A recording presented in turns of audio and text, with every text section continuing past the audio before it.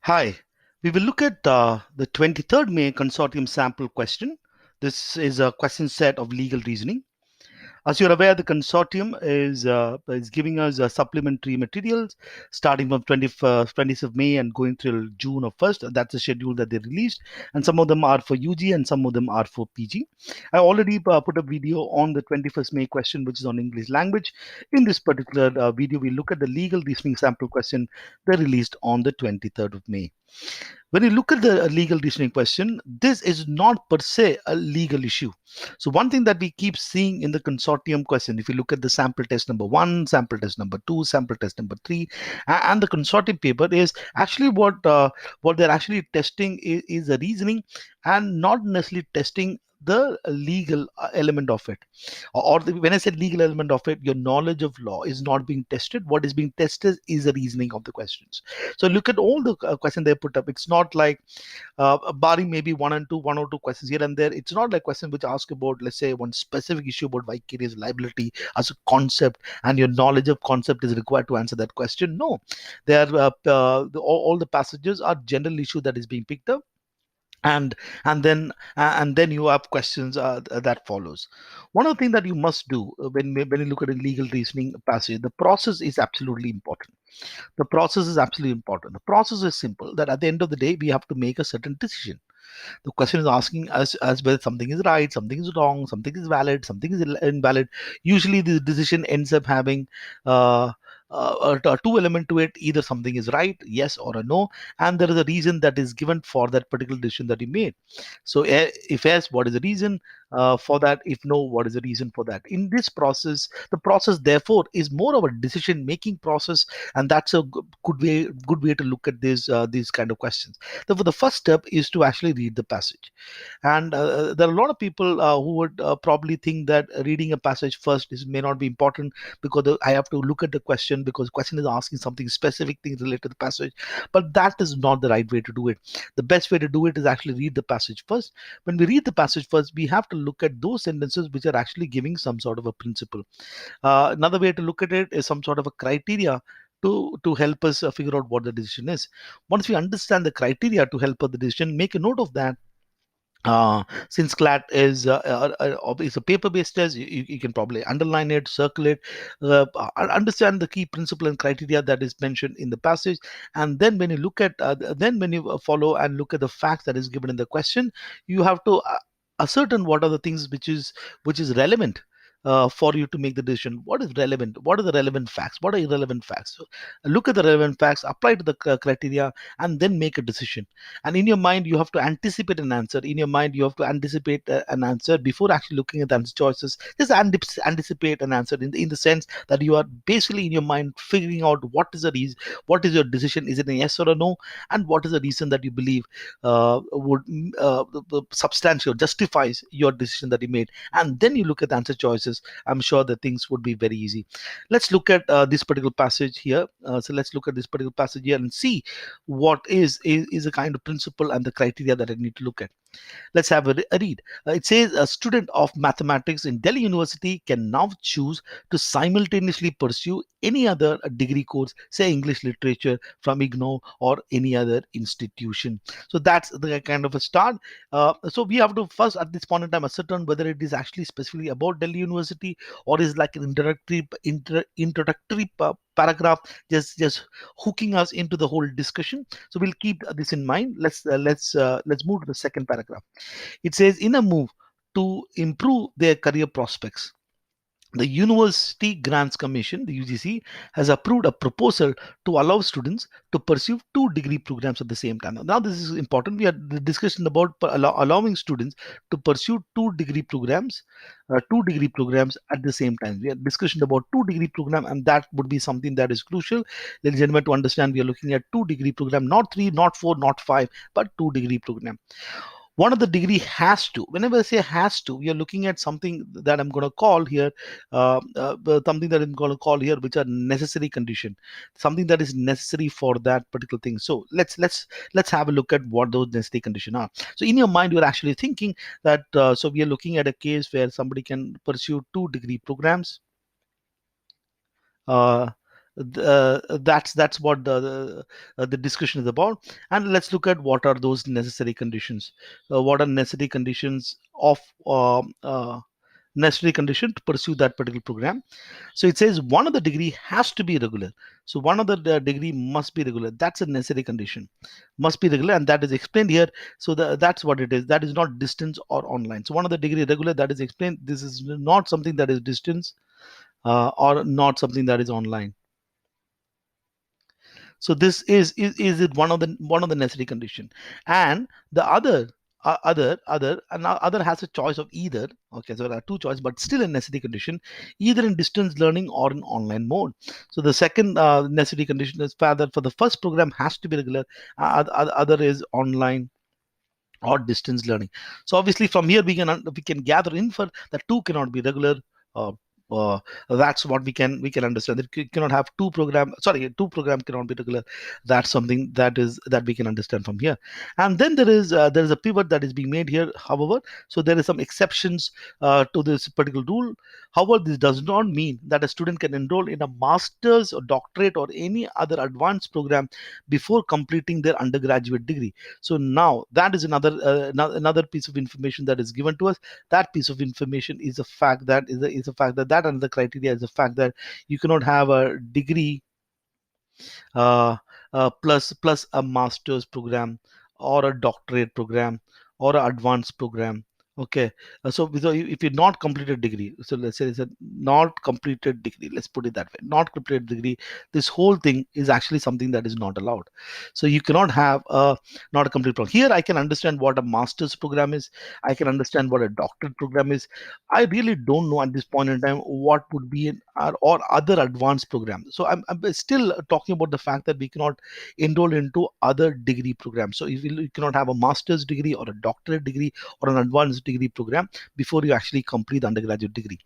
And then it says no, so that's one more condition. And then you have another criteria that is given here: a student can pursue two degree programs in different streams. So there is different streams allowed. So what is allowed here? So this is something that is allowed for the student pursue something that is allowed. What is allowed? I think one of the things that is allowed is the fact that they can actually pursue in two different streams. Different streams is allowed. So if I'm an engineer, I can actually pursue one in medicine, for example. Two different series allowed, and as well as from different institutions. Different institutions allowed is not necessary that it can be a same institution. Different institutions are allowed. A different institution allowed. They may also offer the same institution, provided it offers multiple modes of learning. Same institution is also allowed. So all the institution does not matter. The course does not matter. Okay, let me just put it here. Same institution, same institution. The course does not matter. So long as this key criteria, this necessary condition, which is here, is kind of adhered to. So when we leave this, so let's look at the last paragraph as well. As per the UGC, since there's a minimum attendance criteria attached to the regular degree program, the second degree has to be through the distance learning online mode. So this particular thing is giving a reason or justification by the UGC for this one, because there's a minimum attendance criteria that is there in the regular program. So you cannot in that sense take to regular program. That's a reasoning that they have given. So when you leave this particular passage, what you need to understand is that I need to get a grip of these principle. If I get a grip of these basic principle of a necessary condition being given, which is it has one has to be regular, other has to be online or distant. You cannot, if you have not completed the degree, then you cannot look at masters, doctorate, or advanced degree programs. And then certain things are allowed, and that is good enough. In most of the cases, what happens, you really don't have to come back to the passage. You can actually, so once you ingrain these kind of principle in your head, and these are not very difficult principle, these are simple principles here, something that you and I can understand. In some cases, maybe you'll probably will have to come back and refer to it, and that's a good idea. One thing that you do is to look at write some sort of a note here. That's a good way to look at it. If I have to write some sort of a note here or underline this thing, so you're looking at first case is 2 degree program. Okay, that's one important thing. One has to, so just one of the degree has to be in a regular mode. That is one condition. And other has to either, so let's say put about either distance learning and online mode, and the other has to be either distance mode and mode. And then you say, okay, however, there's a however condition that is here. This does not mean that the students can enroll in masters, does not mean. So let's not understand that can enroll in master's degree or other program before completing their degree. So you have these key area where you can say that this is my principal sounding words, so to speak. That kind of helps us to look at it, and then you continue to read. The students can pursue, and so then you have another case with what is allowed. You can just mark that like that. Can, so if you look at can pursue is an important word. Two degree from different streams allowed, different institutions allowed, same institution allowed, provided this condition is actually satisfied. So that's a simple way to look at it, look at the whole thing, and that helps us to answer the question pretty easily. Let's start with question number one. So when you have looking at all these facts that has been given here, what is important for me to understand? Which are the facts that get triggered? Which are the facts that is important for me to make the decision? Those facts that gets triggered are those facts which to me make sense, has to, for them to get triggered.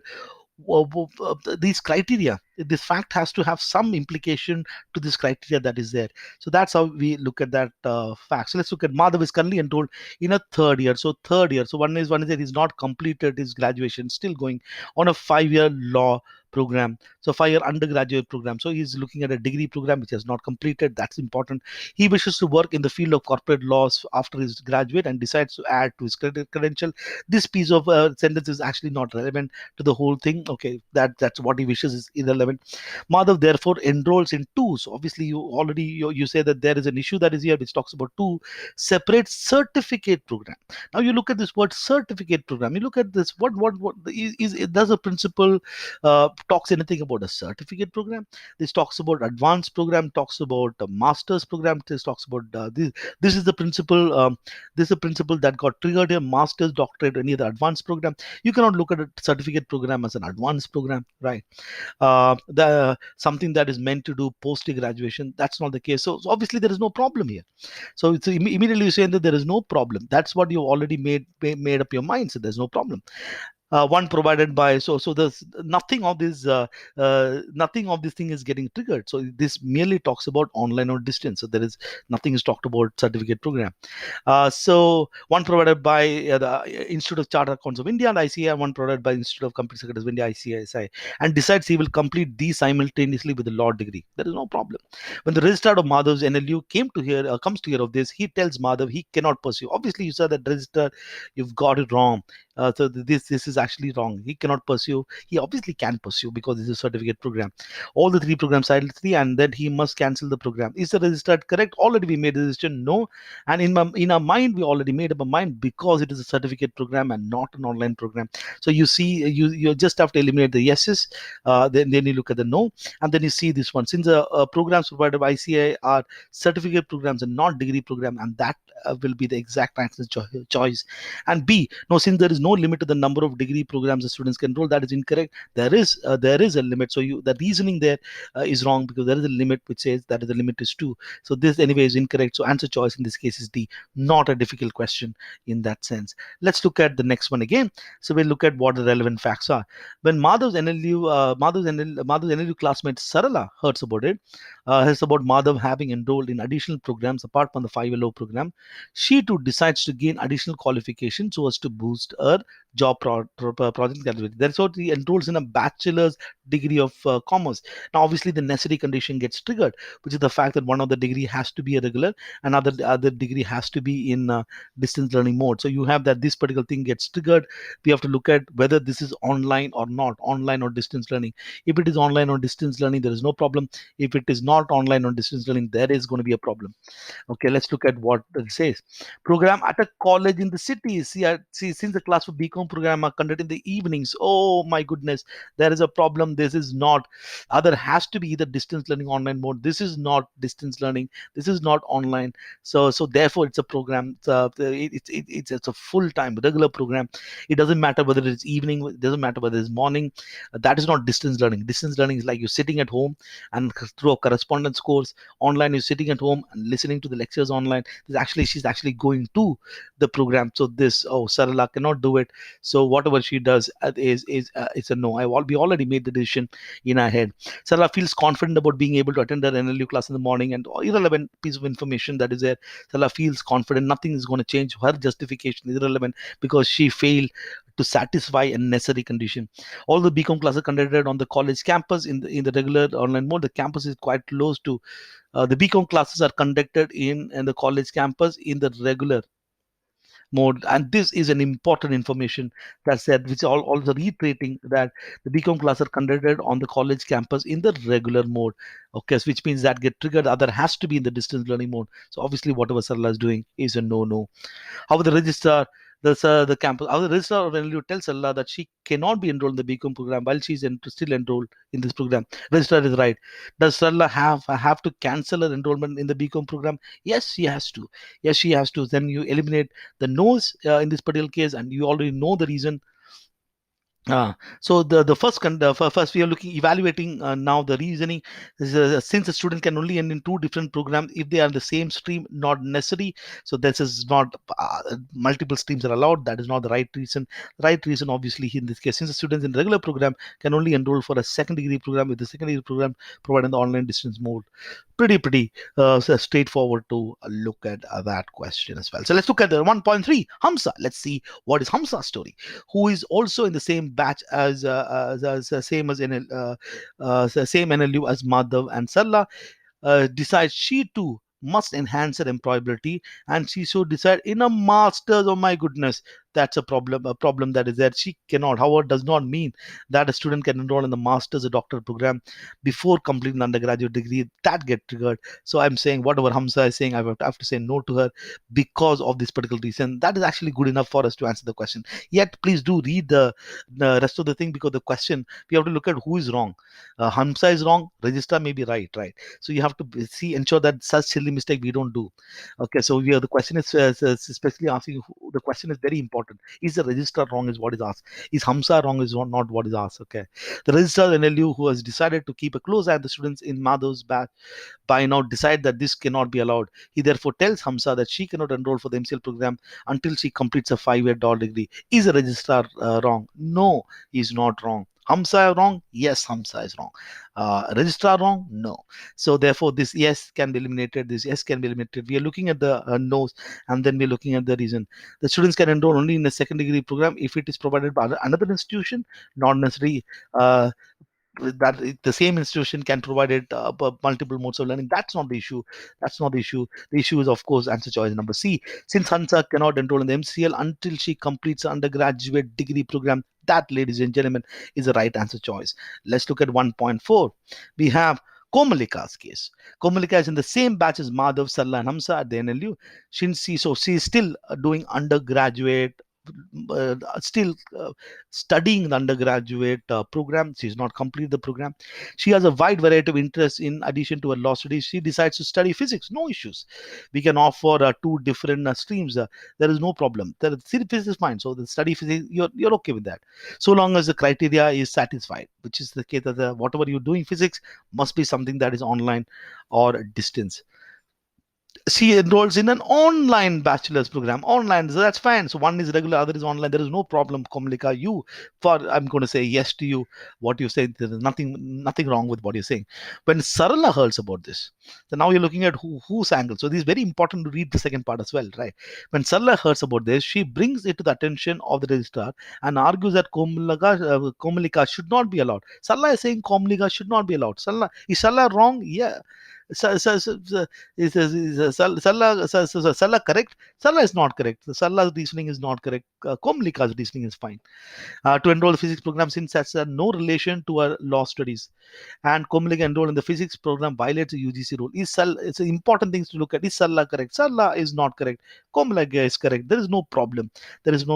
She can pursue 2 degrees in different stream, provided, of course, this condition: one has to be in the regular, other has to be in distant learning mode. That's only condition. That is Salah correct? No, we are looking at a no. So therefore, we can eliminate all the yeses in this particular case and evaluate the no's. And since Komalika can since Komalika alone can decide whether her interest lies. That is not what the principal says. From nothing about students' perspective is not given. Obviously, it has to be B. Since the UGC rule doesn't do not place any restriction on what stream the second program a student wishes to enroll for relates to. That is absolutely the right answer choice. Let's look at 1.5. Let's look at what the story is. The registrar of NLU, where Madhav, Sarla, Hamsa, and Komalika are all studying, is inspired by the students' effort toward obtaining additional qualification. Now you're talking about register wanting to do something. Register is someone who's already completed his graduation, I'm assuming. Anyway, let's look at he therefore start teaching in three different degree program.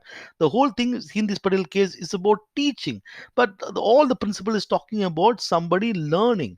So this is actually not relevant. This whole thing about teaching is not mentioned anywhere in the principle. All provided by the same NLU in the regular mode simultaneously. Since the registrar has completed होना चाहिए completed his doctorate many years ago, and since he is not enrolled as a student in any of these programs, he claims there is no obstacle to his teaching in a bachelor's degree and doctorate program simultaneously. So it's about teaching here, right? So this is about he's already complete doctorate. Give the man a break, or give the lady a break. Obviously, he or she can do anything. So this is about teaching. So this is actually not relevant to us, anyways. The NLU administration, however, tells us that is teaching three different in the regular mode exceeds a limit of 2 degree program. 2 degree program is not related to teaching. 2 degree program limit is for you enrolling into a program. So has the register exceeded the limit? No, there is no limit in the first place. I already also, which means in this case A and B goes for a toss. See, we are looking at the nose. Let's evaluate the nose. Since the registrars have already completed a doctorate program many years ago, that's not may not be the right one. So let's read read D. Since the limit described in the passage relates to the number of degree programs the students can enroll in simultaneously and not the number of programs that one can teach simultaneously, that is, ladies and gentlemen, the right answer choice. Yes. So what have we learned from here? A couple of things to me. The learning is the number one learning is the fact that the cases that is going to be given to you does not actually require the cases that is given to you is basically a case which is testing your ability to reason. That ability to reason, ladies and gentlemen, is a process of making a decision. We have to make a decision, yes or a no, and then we have to give a reason for the decision that we are making. Where will we get these reasons? The reasons has to be from the criteria that is laid out in the passage, criteria or the principle that is laid on the passage. So when you read the passage first, and you must read the passage first, your ability, you're looking at what is a principle sounding sentence. That's what it is. This is not a principle sounding sentence, right? The first paragraph is not a principle sounding sentence. We're looking at a principle sounding sentence, which is here. This is a key paragraph that is there. Once you read the passage, understand the principle very clearly, necessary conditions, the sufficient condition.